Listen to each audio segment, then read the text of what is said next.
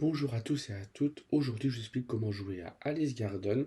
Alice Garden est un jeu pour 8 ans et plus de 1 à 4 joueurs pour des parties d'une durée de 30 minutes.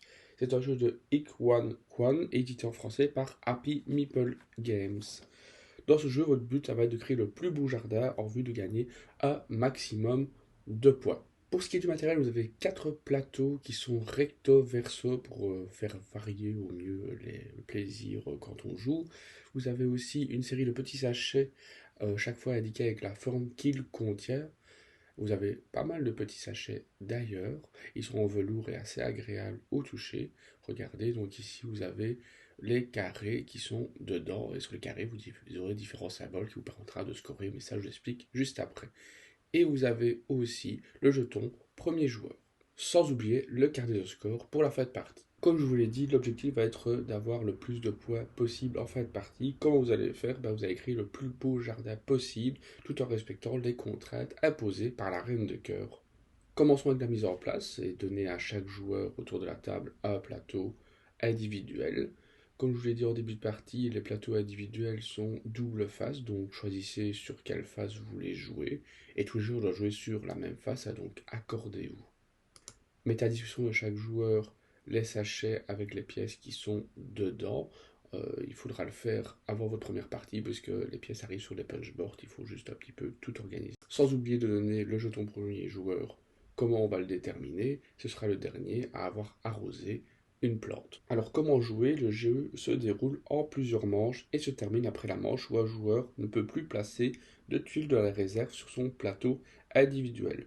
Les joueurs alors comptabilisent leur score pour déterminer le vainqueur. C'est le joueur avec le plus de points qui remporte la partie. Avant de débuter la partie, expliquez bien aux joueurs autour de la table qu'il y a deux sortes de tuiles et donc deux sortes de sacs.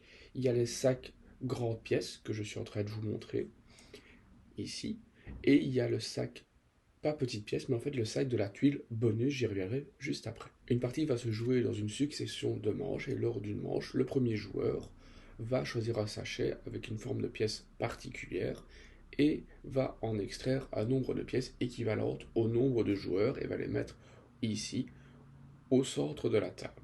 Attention, lors de la première manche, on ajoute une pièce excédentaire, afin qu'il y ait toujours une pièce qui reste après que les joueurs aient sélectionné dans l'ordre du tour les pièces. Donc comme je viens de vous le dire, maintenant, dans l'ordre du tour, chaque joueur va choisir une pièce et va venir la placer sur son plateau individuel comme il le souhaite en vue de marquer un maximum de points en fin de partie. Ici, chaque joueur a choisi une pièce, il en reste bien une en trop. Et donc maintenant on passe au joueur suivant qui va choisir un autre sachet. Il prend le sachet des tuiles carrées. Il va venir en disposer trois au sort de la table. Et dans l'ordre du tour, en commençant par lui, il va venir donc choisir une pièce et la positionner sur son plateau individuel.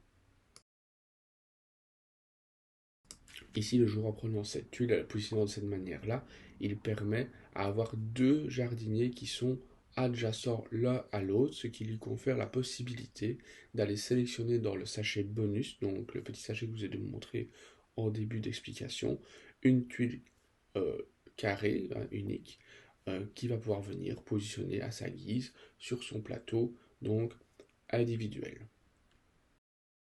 Si pendant une manche un joueur ne peut plus passer aucune tuile de la réserve sur son plateau individuel, le jeu se terminera à la fin de cette manche. Tous les joueurs qui ne peuvent pas prendre une tuile de la réserve pendant ce tour peuvent piocher à la place une tuile bonus dans le sac des tuiles bonus. Maintenant, regardons ensemble comment gagner des points dans ce jeu. Avec les pièces d'échecs, chaque joueur gagne 5 points pour chaque pièce d'échec placée sur une case d'échiquier. Si vous jouez avec le côté où les cases d'échiquier sont réparties sur plusieurs zones, il est hautement recommandé de ne compter les pièces d'échecs qu'en dernier lieu. Passons maintenant aux roses. Les joueurs gagnent respectivement 1, 4, 9, 16, 25 points pour chaque zone de 1, 2, 3, 4 ou 5 cases avec des roses adjacentes orthogonalement les unes aux autres.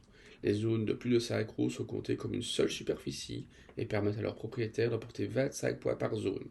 Les champignons, les joueurs gagnent 8 points pour chaque colonne comportant 2 champignons ou plus. Les arbres, pour chaque rangée contenant au moins deux arbres, les joueurs comptent la distance entre les arbres voisins, en incluant dans ce nombre les deux cases contenant les arbres et ajouter pour chaque rangée la plus longue distance entre deux arbres en tant que point de victoire. Nous avons des points négatifs avec les zones vides. Chaque zone vide sur le plateau rapporte au joueur une pénalité de moins 5 points. Il est donc plus intéressant d'avoir des espaces vides contigus plutôt qu'isolés. Une zone de 2 cases vides contiguës apporte une pénalité de moins 5 points, mais deux zones d'une case vide non contiguë apportent une pénalité de moins 10 points. Et maintenant, les tuiles bonus non placées sur le plateau. Chaque tuile bonus non placée vous fera un malus de moins 5 points. Et donc, ce sera le joueur qui a le plus de points en fin de partie qui remporte le jeu. C'était les explications de jeu pour Alice Garden, un jeu assez simple, familial, mais très sympathique, et qui est en lice pour remporter le prix Joker. N'hésitez pas à y jouer.